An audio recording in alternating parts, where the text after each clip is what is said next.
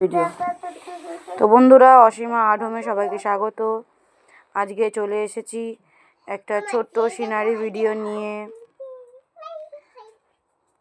তো এখানে আমি একটা সিনারি এঁকেছি, ছোট্ট দুটো ঘর, গাছপালা, নদী নিয়ে। তো দেখুন বন্ধুরা, কত তাড়াতাড়ি ও সহজ পদ্ধতিতে আমি এই পেন্সিল স্কেচটা এঁকেছি, কোনো রং ছাড়াই। কত সুন্দর লাগছে। এটা আপনারা বাড়িতেও বানাতে পারেন। এখানে ঘরটা না রাখলেও সুন্দর লাগবে।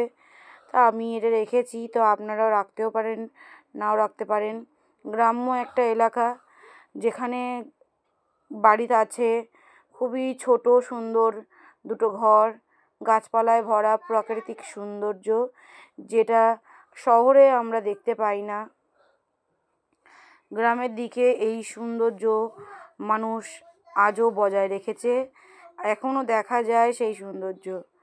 তো বন্ধুরা দেখুন, আর আপনারাও এরকম সহজ পদ্ধতিতে ছোট ছোট সিনারি ঘরে বসে তাড়াতাড়ি বাচ্চাদের আঁকা শেখান।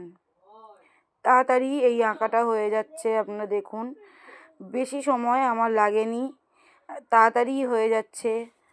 আমার মেয়ে পাশে আছে, সে আবার হি করে হাসছে।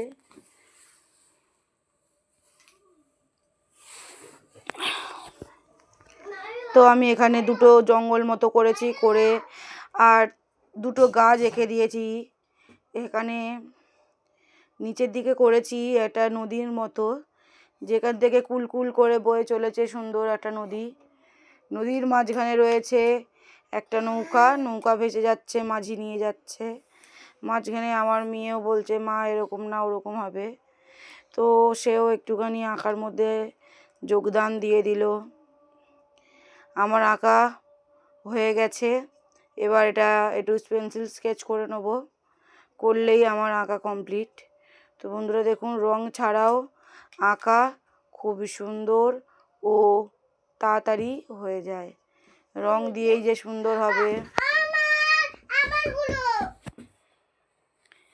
আর তার মধ্যে বাচ্চারা তো চেল্লাচ্ছেই, সেটা আপনারা শুনতেই পাচ্ছেন।